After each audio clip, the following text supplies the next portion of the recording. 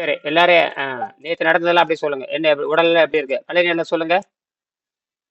ஐயா கை விரல் கொஞ்சம் வலியா இருக்கு ஐயா. நேற்று கை நடந்த லேசாம ஒரு நடவடிக்கை வலி. நடந்தது போறதெல்லாம் படம் எடுத்து அனுப்ப சொன்னீங்க, ஏன் அனுப்பல? நேத்து ஐயா உங்ககிட்ட அது முட்டிலாம் காமிச்சிட்டேன்னு கம்முன்னு இருந்துட்டேன் ஐயா. அனுப்புறேன் சரி ஐயா. பரவாயில்ல, அனுப்புங்க, நடக்கிறத ம். அனுப்புங்க. ம். சரி சரிங்க. இப்ப யாராவது இருந்தா இப்ப யாராவது இருந்தா கைகள் ஆட்ட சொல்லுங்க. இப்ப யாராவது பக்கத்துல இருக்காங்களா? இல்லைங்க இந்த வார்த்தை ஐயா நான் அனுப்புறேன். இப்ப இன்னைக்கு அனுப்புறேன் ஐயா. பக்கத்தால இப்ப யாரும் இல்லையா? இப்ப யாரும் இல்லை ஐயா. நீங்க தனியாத்தான் இருப்பீங்களா எப்பவுமே? ஆமா ஐயா, அம்மா இருக்காங்க, நான் இருப்பேன், பிள்ளைங்க கிளம்பி பெரியவன் இருக்கான் ஐயா. நான் கிளம்புறதுக்குள்ள எடுத்துடுறேன் ஐயா வீடியோ. அப்படி காட்ட சொல்லுங்க, ஒரு நிமிஷம் லைவா காட்ட சொல்லுங்க, வர சொல்லுங்க அவரை. இந்த பாத்ரூம்ல இருக்கான் ஐயா, குளிச்சிட்டு இருக்கான் பையன், ரெடி ஆயிட்டு இருக்கான், நான் அதுக்குள்ள எடுத்துறேன். சரி. மற்றவங்கள பரமேஸ்வரி எப்படி இருக்கீங்க? பரமேஸ்வரி இருக்கீங்களா? இல்ல. ஆ, ஐயா இருக்கேன் ஐயா. காலையில கொஞ்சம் இடுப்பு வலிச்சுது ஐயா. ஆ அது நேத்து நானு ரொம்ப நேரம் உட்கார்ந்து இருந்துட்டேன் ஐயா காலையில இருந்து. அதனால இன்னைக்கு கொஞ்சம் வலி இருந்ததா என்னன்னு தெரியல.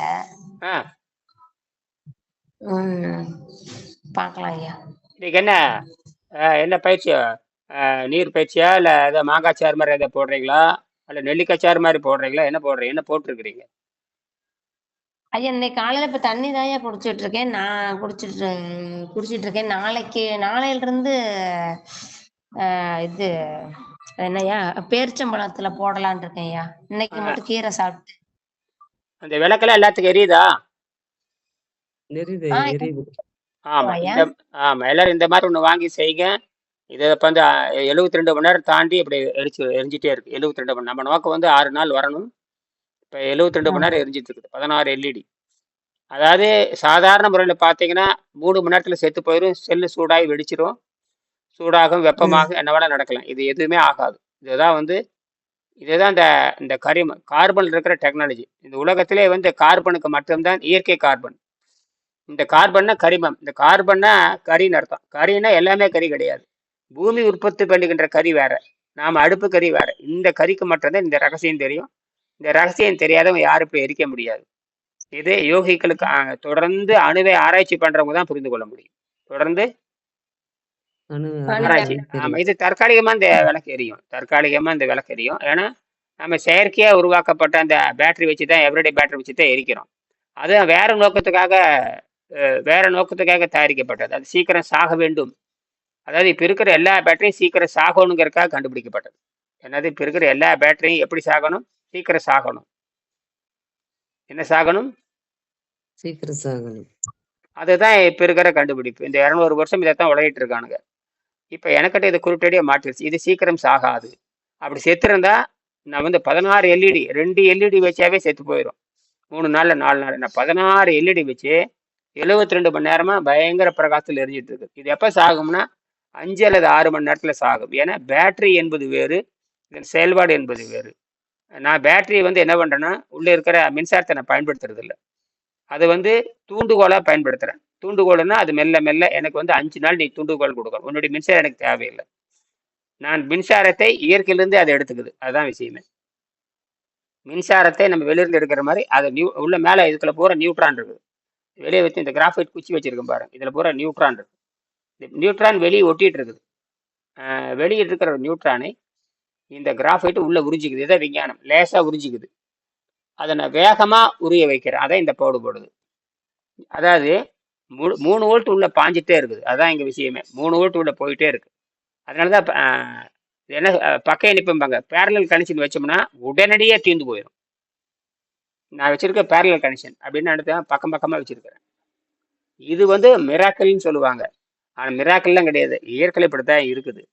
அந்த பேரலல் கனெக்ஷன் வச்ச உடனே 1 மணி நேரம் கூட தாங்காது. ஒயின்னு வெளிச்சம் வந்து அப்படியே அது சூடாகி கம்பி உருகலாம், அல்லது உள்ள இருக்க பேட்டரி சூடாகி அப்படியே உப்புலாம் செத்து போயிடும். பேட்டரி இறுகி போயிடும். ஆனால் இந்த பேட்டரிக்குள்ள ஈரப்பதம் அப்படியே தான் இருக்கு. இந்த பிசு பிசு அப்படியே தான் இருக்கு. பிசு பிசு காயாம. காரணமே இந்த கிராஃபைட்டுக்குள்ள இருக்கிற கண்ணுக்கு தெரியாத உருவம். அதை 3Dங்கிறாங்க இல்லையா? 3D அது கண்ணுக்கு தெரிகிறது. உயிர் வந்து 2D. 2Dனா என்ன தெரியுமா? கண்ணுக்கு தெரியாது. அப்ப உயிர் இருக்குன்னு சொல்றாங்க இல்லையா? இது வரைக்கும் யாரும் படம் பிடிச்சது கிடையாது. ஆனா அது 2D. எவனாலையும் படம் பிடிக்க முடியாது. இப்போ நான் பேசுறேன் இல்லையா, பேசுற வச்சுட்டு தான் நான் பேசுறேன். பேசுறத வச்சு இதை பத்தி விளக்குறேன். என்னுடைய கண்ணுக்கு தெரிகிற உருவம் வந்து முப்பரிமாணம். இருபரிமாணத்தை தான் வந்து சித்தர்கள் பயன்படுத்தியிருக்காங்க. சித்தர்கள்ல யார் தெரியுமா? உணவு பழக்கம் இல்லாதவர்கள். நீங்களாம் உணவு பழக்கம் உடையவங்க, நானும் அப்படித்தான். இந்த உணவு பழக்கம் தான் வந்து அந்த பூமியோட ஈர்ப்பு வச்சுக்குது. அந்த அந்த பூமி ஈர்ப்பு விசைக்கு சில உப்புகள் இருந்தால் தான் பூமி இழுக்கும். சில உப்புக்கள் குறைக்கப்பட்டதுன்னா மேலே இழுக்க ஆரம்பிக்கும். இப்போ நம்ம மேலே இழுக்கிறதுக்கு வழி சொல்கிறோம். அந்த மேலே இழுக்கும் போது இது வரைக்கும் நம்ம தாவரத்திலிருந்து பெறப்படுகின்ற அத்தனை உப்புகளும், தண்ணீர் தண்ணீரின் இயற்கையால் உருவாக்குறது. அதுக்கு பூமிக்கு அதுக்கு சம்மந்தம் இல்லை. அது ஹைட்ரஜன் ஆக்சிஜன் ரெண்டு தான் இருக்கு. ஹைட்ரஜன் என்கிற உயிர் மூலக்கூறும், ஆக்சிஜன்ங்கிற ஹைட்ரஜன்கிற நீர் மூலக்கூறு, ஆக்சிஜன் உயிர் மூலக்கூறு. அப்போ நீர் மூலக்கூறும் நல்லா நடக்கிறாங்க. நீர் மூலக்கூறும் அப்புறம் காற்று மூலக்கூறு ரெண்டும் சேர்ந்து தான் நீருன்னு ஒன்று உருவாகுது. இதான் விஷயமே. அதனால் அதை தனித்து இயங்கும். அது பஞ்சபூதத்தில் தனித்து இயங்கும். அதனுடைய கேரக்டர், அதனுடைய பண்பு வந்து 60க்கு மேற்பட்ட பண்புகள் இருக்கிறது. அதெல்லாம் இருக்கட்டும். இப்போ இதுதான் நாம் இதில் வந்து இந்த காந்தத்தன்மையை பயன்படுத்துறது எரிக்க முடியுது. அதனால தான் சாதாரணமாக ஒரு எலக்ட்ரானிக்ஸ் தெரிஞ்சவங்க எலக்ட்ரானிக் கடைக்கு போனீங்கன்னு, எலக்ட்ரானிக் கடைக்கு நீங்கள் போகிறீங்க, சாமான் வாங்குறீங்க, ஏதோ பண்ணுறீங்க, பேட்டரி வாங்க போகிறீங்க, அவனே சொல்லுவான் ஒரு சாதாரண 3 வோல்ட் பேட்டரி, எவ்ரிடே பேட்டரி 2 வச்சு ஒரு 3 எல்இடி வந்து ஒரு 10 நாள் ஒரு 2 நாள் எரிக்கலான்னு தான் சொல்லுவான். அதுதான் இயற்கையான அமைப்பு. ஆனால் நம்ம சொல்கிற அமைப்பை வச்சு பார்க்கும்பொழுது அவனால் நம்ப முடியாது. இப்படியெல்லாம் இருக்குமான்னு அவனுக்கு தெரியாது. அவன் சொல்லுவான் 2 எல்இடி வச்சிங்கன்னா ஒரு 3 நாள் எரியலான்னு தான் சொல்லுவானே தவிர எரியும்னு சொல்ல மாட்டான். ஏன்னா அதுக்குள்ளே சூடு வந்துடும். தொடர்ந்து மின்சாரம் பாஞ்சிட்டே இருந்தால் பேட்டரி செத்து போகும்னு விஞ்ஞானம் சொல்லுது, பழைய விஞ்ஞானம். தொடர்ந்து ஒரு ஒயரில் செம்பு கம்பி அலுமினி கம்பி, நம்ம பெரும்பாலும் செம்பு கம்பி அலுமினி கம்பி தான் நம்ம கண் முன்னாடி இருக்குது. இந்த ரெண்டவே வச்சுக்கலாம். அலுமினி கம்பியில் பாஞ்சாலும் சரி, சூடாகி எது உற்பத்தி பண்ணதோ, எது கடத்ததோ அது செத்து போகும். இப்போ இந்த பேட்டரின்னு வச்சுக்கலாம். இதுலேருந்து தான் இந்த செம்பு கழிவே போகுதுன்னு வச்சுக்கலாம். அப்போ இந்த பேட்டரியே செத்து போகணும்னு தான் விஞ்ஞானம் சொல்லுது. ஆனால் இது வந்து எப்படின்னா, நான் அந்த உயிர் உப்புக்கள், இந்த பேராமேக்னட்டையும் டயமேக்னட் தனியாக பிரித்து வச்சு தேவைப்படும்போது ஒன்று சேர்த்துக்கின்ற பொழுது அது அந்த நிலைக்கு அந்த கார்பனுக்கு மட்டும்தான், அந்த கிராஃபைட்டுக்கு மட்டும்தான் இயற்கை அந்த ரகசியத்தை வச்சிருக்குது. அதுக்கு மட்டும்தான் 2 வடிவம். உள்ளே இருக்கிறது அருவ வடிவம், வெளியே இருக்கிறது உருவ வடிவம். உலகத்தில் எந்த மெட்டலுக்கு அது கிடையாது. தங்கம், வயரம், இது செம்பு கம்பி, வெள்ளி கம்பி, அப்புறம் பிளாட்டின கம்பி, எதுக்குமே 2 வடிவம் கிடையாது. புரியுதா? நான் சொல்றது யாருக்காவது புரியுதான்னு பாருங்க. எதற்குமே 2 வடிவம் கிடையாது. இந்த கிராஃபைட் இதுக்கு மட்டும்தான் இயற்கை கண்டுபிடிச்சு வச்சிருக்குது. அதுக்கு மட்டும்தான் 2 வடிவம். வெளியே வந்து உருவ வடிவம், உள்ளே வந்து என்ன வடிவமா இருக்கலாம். உருவத்துக்கு நேர் எதிரானது என்னது? ஒரே வடிவம் ஐயா, உருவத்துக்கு உருவம் இல்லாதது. இப்பதான் புரியுது.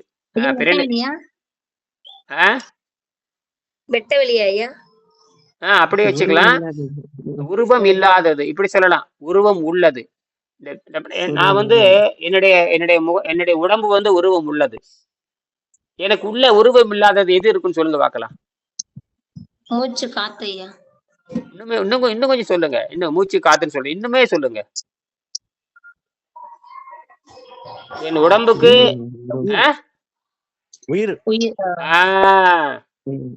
அது சொல்றதுக்கு இவ்வளவு தயக்கம்.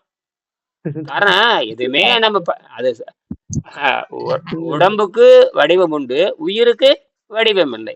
இதுதான் உருவாய் அருவாய் உளதாய் இலதாய், உருவாய் அருவாய் உளதாய் இலதாய் வருவாய் அருள்வாய் குகனே அப்படின்னு அருணகிரிநாதர் முருகனை பற்றி பாடுவார். அருவாய் உருவாய் மறுவாய் மலராய் அப்படின்னு. இப்போ அந்த கந்த சஷ்டி கவசம்லாம் பார்த்துருப்பீங்க. கந்தர் அனுபூதி, கந்தர் சஷ்டி கவசம் பார்த்தீங்கன்னா படிக்கவே அவ்வளோ உயர்ந்த சொற்கள். அவ்வளவும் பூரா அணுவை பற்றி பேசுவாங்க. இந்த அணுவின் ரகசியம், அந்த அருவம் தான் ஆராய்ச்சி பண்ணும். இப்போ நான் வந்து இது பொழுதுபோக்கா நான் செஞ்சுட்டு இருக்கிறேன். எனக்கு செலவே கிடையாது. நான் கையில் வச்சுக்கிறத பார்த்தீங்கன்னா பெரிய ப்ராஜெக்ட் தான் இது. அதனால தான் உங்களை செய்ய சொல்கிறேன். ஏன்னா நீங்களே இதை பார்த்து புரிஞ்சுக்கணும்.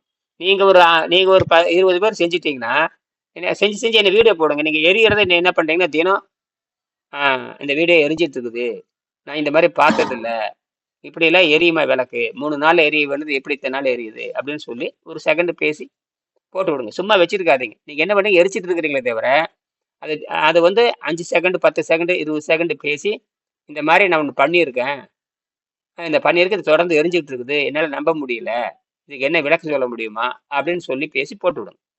சும்மா வளர்ந்து போட்டு விடுங்க. தொடர்ந்து 10 மணி நேரம் எரிஞ்சிட்டு இருக்குது, தொடர்ந்து 20 மணி நேரம் எரிஞ்சிட்டு இருக்குது, தொடர்ந்து 30 நாள் எரியுதுன்னு போட்டு சும்மா எரிச்சிட்டு நீங்க பார்த்துக்கிட்டு இருக்கிறீங்க. இப்போ நான் என்ன பண்றேன், தினம் பண்றேன் நான். இதுதான் ரெக்கார்டு. நீங்க வீட்டுக்குள்ள வச்சிருக்கிறது எதுக்கு ரெக்கார்ட் ஆகாது. இத்தனை பேர் செய்யறாங்கன்னு உலகம் பார்க்கணும். என்னடா அது என்னமோ சொல்றாங்க ஓட்டு செய்யறாங்க, நமக்கு ஒன்றும் புரியல. அப்புறம் அவனும் செய்யணும், 10 ரூபா போட்டு செய்யணும். அது நாம் செய்வது பிறருக்கு எடுத்துக்கட்டா இருக்கணும். அந்த அந்த எண்ணம் உங்களுக்கு இருக்கணும். ஆமா நம்ம செஞ்சுட்டு இருக்கிறோமே, அது ஏன் இந்த வீடியோல போடல? காரணம் அந்த அறிவு இல்லை. அந்த அறிவு, அந்த உணர்வு இல்லை, அந்த ஞானம் இல்லை, அந்த உணர்வு இல்லை, அதுக்கு மதிப்பு இல்லை. ஏன்னா நான் சொல்லி கொடுத்தது தானே. நீங்க கஷ்டப்பட்டு கண்டுபிடிச்சிருந்தீங்கன்னா உங்களுக்கு என்ன தெரிஞ்சிருக்கும், ஐயோ வெளிப்படுத்துவீங்க. நான் சொன்னதுனால என்ன பண்ணிருக்கீங்க, அப்படி கிடப்பட போட்டீங்க. அதுதான் அந்த இழிநிலை. அதுதான் அப்படி. ஏன்னா எப்பவுமே இலவசமா கிடைச்சாவே அதுக்கு மரியாதை இருக்காது. இப்ப நான் வந்து இது முயற்சி பண்ணி கண்டுபிடிக்கிறேன், இதை பார்த்து என் பொண்ணு செய்யறாங்க, அவங்களும் என்ன பண்றாங்கன்னா அவங்களும் உங்களை மாதிரி தான். இதை இணையாட்ட அவங்க நோண்டுற வேலையெல்லாம் கிடையாது. கண்டுபிடிச்சு கொடுக்குற அல்வா சாப்பிட்டு போயிடுறாங்க.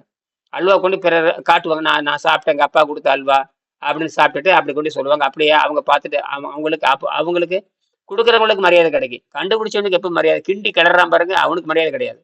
நீங்க சும்மா கொண்டு அல்வா கொடுங்க, நல்லா இருக்குதுங்க, அற்புதமா இருக்குன்னு சொல்லிட்டு இருப்பான், உங்களை தான் வாழ்த்துவான். கண்டுபிடிச்சவன் எப்பவுமே சமையல்காரன் தெரியவே மாட்டான். சமையல்காரன் தெரிய மாட்டான். தின்னவன் கொடுத்தவன் யாரு? அந்த சமையல் பொருள் எடுத்து போய் கொடுக்குறானா, ஆஹா நீங்க கொடுத்து ரொம்ப நல்லா இருக்குதுங்க, அவனை கிண்டுனதும் சமையல்காரன். அந்த மாதிரி தான் எப்பவுமே வாத்தியாருக்கு மரியாதை இருக்காது, மாணவருக்கு தான் மரியாதை இருக்கும்பாங்க. அந்த மாதிரி தான் நீங்க புரிஞ்சுட்டு செய்யணும். சரி இருக்கட்டும். இப்ப நேற்று என்ன படிச்சேன் சொல்லுங்க. ஒழுக்கத்தை பத்தி. ஒழுக்கத்தை பத்தி படிச்சோம். அடுத்தது வாங்க. 25ஆம் பாடம். இது ஒரு 10 நிமிஷம் மணி என்ன வச்சு இப்போ நேரமா, இப்போ வந்து 5 நிமிஷம் பேசி முடிச்சுக்கலாம். 5 நிமிஷம் தான். 7:40க்கு முடிச்சிடலாம். திருக்குறள் சில முக்கிய பகுதிகள். 161. சரி, அதாவது நாம் ஒழுக்கத்தை கற்றுக்கொள்ள வேண்டும். நம்ம நோக்கம் வந்து இது ஒழுக்கத்தை கற்றுக்கணும். நம்ம கிட்ட இருந்து எந்த கெட்ட சொல்ல இனிமேல் யாருக்கும் வரக்கூடாது. யாரை பார்த்தாலும் கெட்ட சொல்ல சொல்லக்கூடாது. என் துணைவையாரை பார்த்தா கூட சொல்லக்கூடாது. நான் யாரை பார்த்தாலும் கெட்ட சொல்லக்கூடாது. நம்மளை முட்டாளாக்கும் பொழுது நாம் முட்டாளு சொல்லிட்டு வந்துடலாம். வள்ளுவர் அப்படிதான் சொல்லுவான். வள்ளுவர் அப்படிதான் சொல்லுவாரு, நீ வந்து அறிவாளியின் முன்பாக அறிவாளி மாதிரி நடந்து கொள், முட்டாளின் முன்பாக முட்டாளை போல நடந்து கொள்ளும் பாரு. என்னது? முட்டாள் நண்பர்கள் முட்டாளை போல நடந்துக்குவாங்க. அறிவாளி மாதிரி நடந்துக்குவாங்க. அறிவாளிகள் முன்பாக அவரை விட அறிவாளியா நடந்து கொள்ள வேண்டும். ஆமா. முட்டாளின் முன்பாக அவனை விட முட்டாள்தனமா நடந்து கொள்ளும்.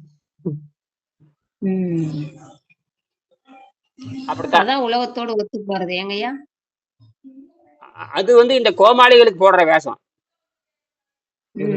பண்புடையாரை பேசுகின்ற பொழுது பண்புடையாரத்தை பத்தி பேசணும். பண்புடையாரை பத்தி பேசும் பொழுது அந்த பண்போட நீங்க சேரணும். அந்த உலகம் வேற, இப்ப இருக்கிறது இந்த கோமாளிகள் உலகம். இது அப்படித்தான் இயற்கையில் அப்படித்தான் இருக்கும். கோமாளிகள் உலகம் என்பது வேறு. அந்த எவன் கடுமையா பேசுறானோ, எவன் பிறரை துன்புறுத்துறானோ அவனும் இந்த கோமாளி உலகத்தை சேர்ந்தவன். அவனுக்கு அறிவிருந்து பயனில்லை. அப்படித்தான் இயற்கை வச்சு அறிவை கொடுக்கும், ஆனா இழிநிலையை கொண்டு போய் விடும். அறிவை கொடுத்திருந்தோம், அறிவை பயன்படுத்த மாட்டான். அவனுக்கு பிறரை துன்புறுத்தி இன்பம் காணுவான். இந்த கேடுகட்ட நிலை 99 பேத்துக்கு இருக்குது. எத்தனை பேத்துக்கு இருக்குது? 90 பேருக்கு. 99.99. அதுல அந்த ரகத்தை சேர்ந்த, அப்படி அந்த ரகமா இருந்தா நீங்க மாறிக்கணும். இல்லைன்னா நீங்க இழிபிறவி தான். என்ன பிறவி? இலைபிறவி. அதை மாற்றிக்கொள்ள வேண்டும். அதான் வள்ளுவர் சொல்வாரு, நீ உண்ணா நோன்பை பத்தி சொல்றாரு.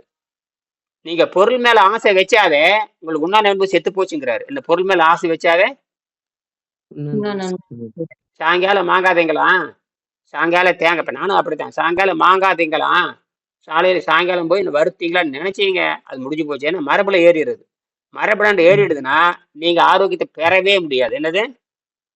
ஆமாய்யா. ஆமாய்யா. ஆரோக்கியத்தை பெற அதனால முடியாது. சந்தேகத்தை அப்பப்ப கேட்டுக்கிட்டே இருந்தீங்கன்னா மட்டும்தான், உங்களை உண்மையை சொன்னா மட்டும்தான் நான் புரிஞ்சு கொள்ள முடியும். நீங்க ம். மறைச்சு செய்யற திருட்டுத்தனத்தை என்னால புரிந்து கொள்ள முடியாது. நீங்க மறைச்சு செய்கின்ற திருட்டுத்தனத்தை நான் எதுவும் புரிந்து கொள்ள முடியாது. அதெல்லாம் எவனால எந்த ஆமாய்யா. மந்திரவாதியும் கண்டுபிடிக்க முடியாது. அதெல்லாம் பொய்.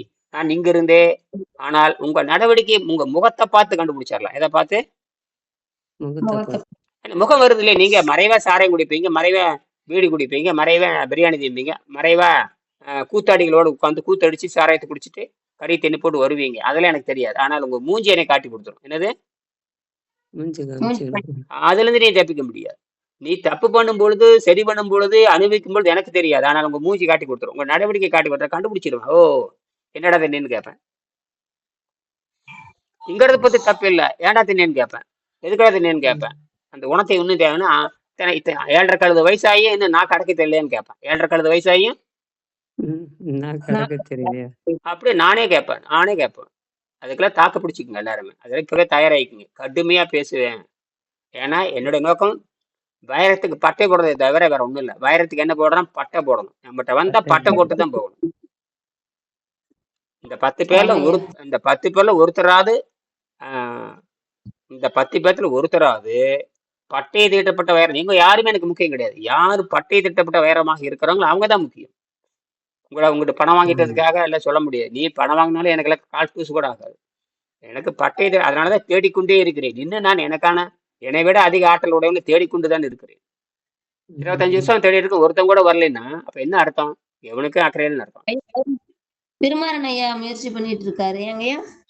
அவர் முயற்சி பண்றாரு. அவர் வரதே இல்லை பாருங்க. ஒரு மாசமாச்சு அவர் வந்து. ஏன்னா உங்களுக்கு வாய்ப்பு விட்டுட்டாரு. அங்க நிறைய பேர் இருக்கிறாங்க. அதனால அவங்களே பேசிட்டு போயிட்டாரு அவரு பாரு. நிறைய பேர் இருக்கிறாங்க. ஏங்க நான் வந்துட்டு என்ன பண்ண போறேன்? எனக்கு தான் தெரிஞ்சு போச்சு. நீங்களா சொல்லி கொடுத்துட்டீங்கல்ல, நான் பாத்துக்கிறேன்ட்டாரு. அந்த தைரியம் வந்துருச்சு. ஆனா வர்றதே இல்லை பாருங்க. கிட்டத்தட்ட ஒரு மாசம் ஆச்சு அவர் வந்து. ஆனா கவனிச்சுட்டே இருக்காரு. வேணா நான் தனியா கூட்டு போய் பேச வேணும். தனியா கூட்டு பேச நானும் இந்த ஆராய்ச்சியிலே இருக்கிறனால சரி என்னத்த போய் பேசுறதுன்னு விட்டுட்டு நான். சரி ஐயா, எங்களுக்கே தெரிஞ்சுச்சு ஐயா. ஒரு மாசத்துல நம்ம என்ன பண்றோம், என்ன நடக்குது, அதனால ஒரு இது வந்துச்சு ஐயா. இதான் நம்ம இது பண்ணிக்கலாம். நெஞ்சு ஒரு மாதிரி இருந்தா எலுமிச்சை சாறு குடிச்சா சரியாயிடுது ஐயா. ஒரு மாசத்துல நாங்க தெரிஞ்சுக்கிட்டோம். நீங்க சொன்னது நிறைய. இப்ப எப்படி அந்த உங்களோட இந்த பேச்சு பாருங்க, சலசலசலன்னு வருது பாருங்க. யாரு பேச்சு? கடல்நிலா பேச்சு, கீதா பேச்சு சலசலசலசலன்னு வருது பாருங்க. மூளை எந்த அப்படின்னா இது வரைக்கும் மூளை வேலை செய்யாம இருந்தது. இப்ப என்ன ஆகுது? மூளை வேலை செய்ய ஆரம்பிச்சிருக்கு ஐயா. கடகடன்னு பேசுறீங்க பாருங்க. பிசிறு எல்லாம் பேசுறீங்க பாருங்க. இப்படித்தான் இருந்ததா? பிசிறு நடுங்கிட்டு போய் என்னமோ 100-120 வயசு கூண் விழுந்து பெண்டு திருக்கி போய் இப்பதான் நாளைக்கு சாக போறீங்கிற மாதிரி இருந்தீங்க. நடக்கிறத பாத்தீங்க. அல்ல உங்களை பார்த்து பயந்து இருப்பாங்க எல்லாருமே. ரைட்டரா கட்டுற ரெடி ஆயிடுச்சுன்னு நினைச்சிருப்பாங்க. என்னது ரெடி ஆயிடுச்சு நினைச்சிட்டாங்க. இப்ப அவங்கள அனுப்பணும். அவங்க இப்ப நம்மள சுடுகாட்டுக்கு அனுப்புறாங்க போல, அவங்கள முதல்ல சுடுகாட்டுக்கு அனுப்பணும். ஆமா, இப்ப கொஞ்சம் நான் தைரியமா பேசுறேன் ஐயா. முன்னால பயந்துட்டு இருப்பேன். இப்ப தெரியல, ரொம்ப தைரியம் வர மாதிரி தெரியுது எனக்கு. அது தானா வரும். அதுதான் பரிணாம அறிவியல். ஏன்னா நீங்க வந்து அந்த பிறவி நோய், அதாவது நோய் நாடி, நோய் முதல் நாடி, அதிதணிக்கும் வாய் நாடி வாய்ப்பை செயல், அதுதான் அடிப்படை.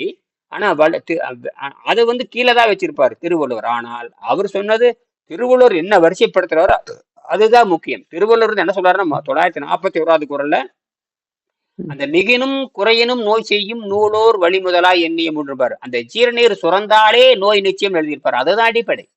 அந்த ஜீரநீரை எப்படி நிறுத்துவது அதுக்கு அடுத்தபடின்னு சொல்லுவாரு. 942 941ல ஜீரநீர் சுரந்தாவே மரணம்ன்றுவாரு. 942ல நீரே மருந்தாக இருந்தினால் மரணம் இல்லைம்பாரு. அதுக்கப்புறம் தான் 943 940 இவனு என்ன பண்ணுவானுங்கன்னா இந்த முண்டங்களுக்கு 2000 வருஷமா இந்த முண்டங்கள் வந்து தப்பாக எழுதிட்டு போயிட்டானுங்க. எல்லா புலவரும் தப்பா எழுதிட்டானுங்க. எல்லா புலவருமே. நான் சொல்றது 1000 ஆண்டுக்கு, நான் சொல்றது இன்றைய புலவர் கிடையாது. நான் சொல்றது 1000 ஆண்டுக்கு முன்னாடி இருக்கிற புலவர்கள். பரிமேலழகர், மணக்குடவர், காளிங்கர் இப்படின்னு ஒரு 5-6 பேர் 10 பேர் இருந்தாங்க. அப்புறம் பதின்மர்னே பேர். பதின்மர்னு 10. பதின்ம பள்ளினா 10ஆம் வகுப்பு பள்ளின்னு அர்த்தம். மெட்ரிக் பள்ளி அப்படின்னு சொல்லுவாங்க. பதின்ம பள்ளி. அந்த பதின்மர்னவே 10 பேர். அந்த 10 பேர்த்தோட 10 பேர்த்துல 5 பேருக்கு வேறு உரை இது வரைக்கும் கிடைக்கவே இல்லை. ஆனா 10 பேர் எழுதிருந்தாங்க ஆதாரம் இருக்கிறது. அதுல 5 பேர் பாத்தீங்கன்னா ஒரு 5 பேர் இருக்காங்க. அதுல வந்து பரிமேலழகர் உரைன்னு சொல்லுவாங்க. அதுவே பல இடத்துல தப்பு. ஏன்னா அவருடைய உணவு பழக்கத்தை எழுதிட்டு போயிட்டாரு. ஆனால் வள்ளுவர் வந்து பிச்சை எடுக்க வேண்டாம்னு எழுதுறாரு. என்னது? ஆனா எல்லா ம். பூசாரியும் பிச்சை எடுத்துட்டு தான் இருக்கான். அப்ப பிச்சை எடுப்பது இழிநிலைன்னு புரிஞ்சுக்குங்க. பிச்சை எடுப்பது இடைநிலை. அப்ப எல்லா பூசாரியும் பிச்சை எடுத்துட்டு தான் இருக்கிறான். ஆமையா. ம். நீங்க பாக்குற பூசாரி பிச்சை எடுக்காத தட்டி ஏண்டாத பூசாரி எவனாச்சும் இருக்கானா உலகத்துல பாத்திருக்கீங்களா? இல்ல எல்லாம் தட்டு ஐயா இருக்காங்க. அப்புறம் அவனுக்கு நீ அப்புறம் அவனே பிச்சைக்காரன் தெரிய வேண்டாமா? ஆமையா. பிச்சைக்காரங்கிட்ட போய் பிச்சை கேக்குறீங்க. பிச்சைக்காரங்கிட்ட போய் பிச்சை பிச்சை கேட்க. கேட்க. அவன் முன்னாடி ஒரு பொம்மை வச்சுக்கிறான். எல்லா மதசாமியும் அவன் பின்னாடி ஒரு பொம்மை இருக்கு. அந்த பொம்மை வச்சுட்டு உங்கள்கிட்ட பிச்சை வாங்குறேன். ஏன்டா பொம்மை வச்சுட்டு அந்த பொம்மைகிட்ட போய் கேட்க வேண்டியதானே? குழந்தைகள் அதான்யா. குழந்தைகள் குழந்தைகள் பொம்மை வச்சு விளையாடுவாங்க. இவன் என்ன பண்ற?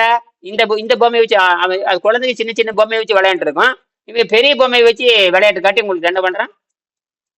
துட்டு வாங்குறாங்க. பணம் பணம். உண்மையாலுமே அவன் பயமுறுத்தா செய்வானா? அந்த பொம்மை ஒண்ணும் செய்யாதுங்கிறத அவன் அந்த வாங்குறான் இல்லையா? அப்ப அவனுக்கு எது மேல நம்பிக்கை இல்ல?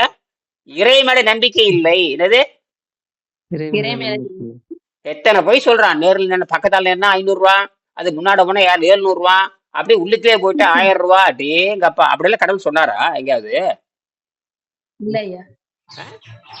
எவ்வளவு இதெல்லாம் வியாபாரம். அப்ப கடவுளுங்கிறது யாரும் பார்த்தது இல்லை. எவனும் எவனாச்சும் ஒருத்தன் உணர்ந்திருப்பான். எவனாச்சும் உணர்ந்துருப்பான். உணர்ந்துட்டாவே பண்பு வந்துடானா? என்ன தெரியுமா வரணும்? கடவுள் இருக்கிற என்று உணர்ந்துட்டாவே எவனையும் கோபக்கண்ணோடு பார்க்கவே கூடாது. கோபக்கண்ணோடு பார்க்கக்கூடாது. அப்படிதான் நடந்துக்கிறீங்க. நீங்க யோசிச்சு பாருங்க. இல்லையா. நான் வெற்றி அடைஞ்சு சொல்ல மாட்டேன். எனக்கும் கோபம் வரும். ஆனால் அது மறந்து விட வேண்டும். அப்ப நம்ம மனிதனா இருந்து என்ன? நாம அறிவாளியா இருக்கணும்னு அவசியம் இல்லை. நீ அறிவாளி என்று பேர் பிடிக்கி நீ நோபல் பரிசு வாங்கின அவசியம் இல்லை. நீ மனிதனா நடந்து கொள். என்னது? மனிதன். அதுக்குதான் மனிதன் பேரு. நீ வெளியே இருக்கிற கோபத்துல நீ வேணா பெரிய பிடிக்க மாதிரி பெரிய போய் ஏதாவது வேலை பண்ணிட்டு இருப்ப. அவனை ஏதாவது திட்டுவான். அதை கொண்டாந்து வீட்டுல காட்டுறது. அதை கொண்டாந்து வீட்டுல அதே மாதிரி நான் அப்படித்தான். நான் எதுவுமே காட்டவே மாட்டேங்கிறது முயற்சி பண்றேன்.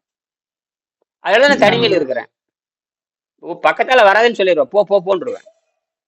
பக்கத்தால வந்து பார்த்ததெல்லாம் போதும். பக்கத்தால வந்து பார்த்தது எல்லாம் பிடிச்சதெல்லாம் போதும். இனி பக்கத்தால வந்து என்னத்தை கிழிக்க போறோம்? என்னது? ஒண்ணு இல்லையா.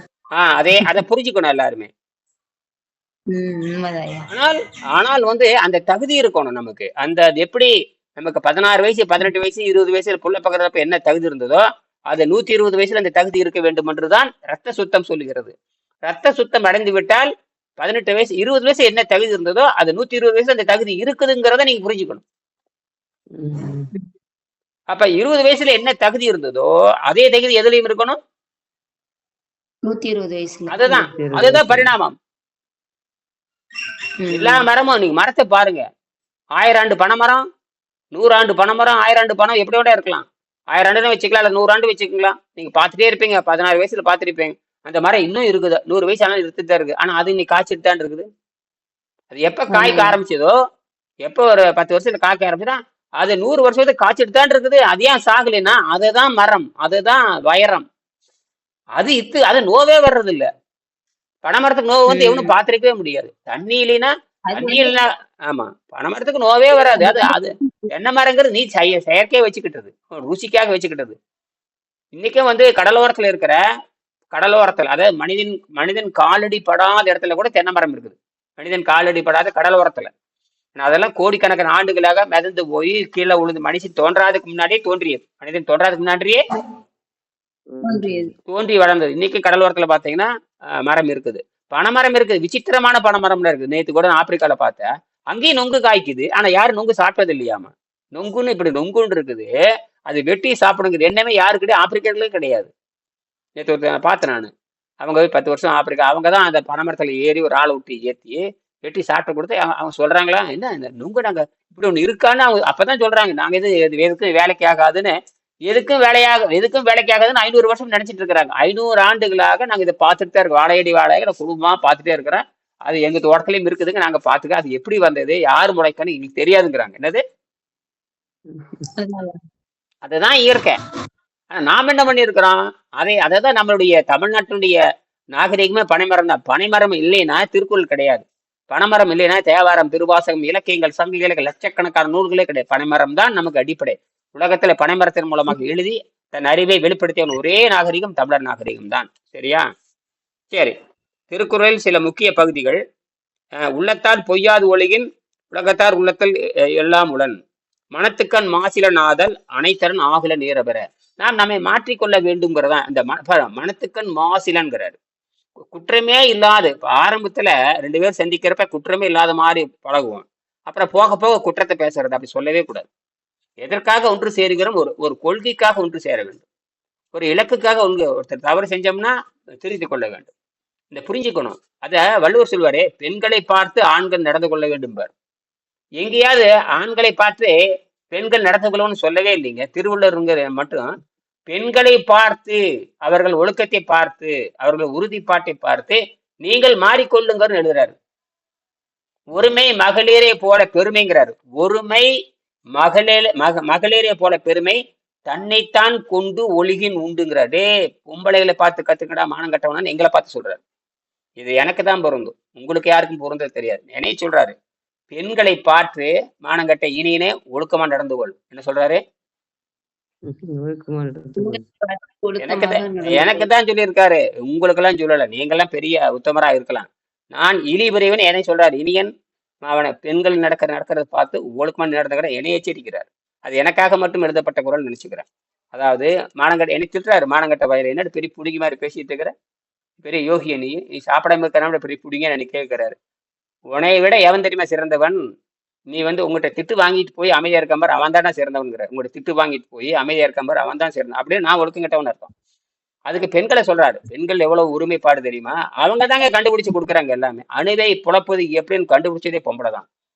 கண்டுபிடிச்சு கணக்கு போட்டு இப்படித்தான் புழக்கம்னு சொல்லிக்கிறது. ஒரு ஆள் சொல்லிட்டு போனான், ஐன்ஸ்டீன் ஒரு ஆள் அணுவை புழக்கலாம்னு சொல்லி, அணுவை புழக்கலாம் அப்படித்தானே தவிர எப்படி புழக்கலாம், எவ்வாறு புழக்கலாம், அதுக்கு பேசிக் என்ன, அதுக்கு எப்படி ஸ்டெப் ஸ்டெப்பா செய்யணும் அப்படிலாம் அவருக்கு தெரியாது. எதுவுமே தெரியாது எங்க ஐன்ஸ்டீனுக்கு. அவரு வெறும் பேப்பர் மட்டும் கேட்ட, நான் பேப்பர் எடுத்து ஒரு கறிக்கு வச்சு எழுதிட்டு இப்படி போட்டா இப்படி வரும், அது சூரியன்ல இப்படி வருது, பூமிக்கு வருது, அது 8 நிமிஷம் அது பயங்கரமான சக்தி விடாது, தானாவே பொழந்து தானாவே சேருது. அந்த மாதிரி நாம செய்ய முடியுமான்னு தெரியல. ஆனா அப்படி பொழந்தோம்னா இப்படிலாம் சக்தி பிறகு வாய்ப்பு இருக்குன்னு எழுதிட்டு போயிட்டாரு. இது உண்மையை நினைச்சிட்டு எல்லாரும் கத்துறானு. கடைசியில 40 வருஷம் 1905 10லயே என்னமோ சொல்ல நினைக்கிறேன். அதுக்கப்புறம் 1940 30 வருடங்க அப்புறம் தான் ஒரு பொம்பளை சொல்றேன், இப்படித்தான் புழக்கணும் அப்படின்னு அந்த அம்மா தான் சொல்லுது. அந்த அம்மாவுக்கு நோபல் பரிசு கொடுக்க ஏமாத்திட்டாங்க. அவனோட இந்த திருட்டு பயல் ஒருத்தனுக்கு ஹான் ஒருத்தான், ஆட்டோஹான், அவனுக்கு அந்த பொம்பளை சொன்னதை அப்படியே காப்பி அடிச்சு இவன் முந்தி என்ன பழித்த கட்டு எழுதி அப்போ அந்த பெண்ணுக்கு பழி வாங்கிட்டாங்க. அந்த ஆஸ்திரேலியா நாட்டு பெண் அவங்க யூதர்ரு அது ஒரு அரசியல் பண்ணி நாசம் பண்ணி அந்த பொம்பளைக்கு கொடுக்காம ஏமாத்திட்டானுங்க. ஏன்னா அவங்க அந்த தகுதி கிடையாது. அப்போ என்னென்னமோ அப்போ அரசியல் ஹிட்லர் இருக்கான், ஒரு உலக கொடுங்கோலர் இருக்கிறான். அப்போ இந்த அம்மா ஆஸ்திரேலியா நாட்டை சேர்ந்தது, இது பார்த்து என்னமோ ஒரு மதத்தை சேர்ந்த பிரிவாமா. அதை வச்சு பாருங்க, அறிவியலுக்கு மதத்தை சாயம் கட்டி, அறிவியலுக்கு சாதி சாயம் கட்டி, அறிவுக்கு எதிராக மதம், அறிவுக்கு எதிராக சாதி. அதான் திருவள்ளுவர் சொல்லுவாரு, அறிவுடையார் எல்லாம் உடையார், அறிவியலார் என்னுடையரேனும் இலர்.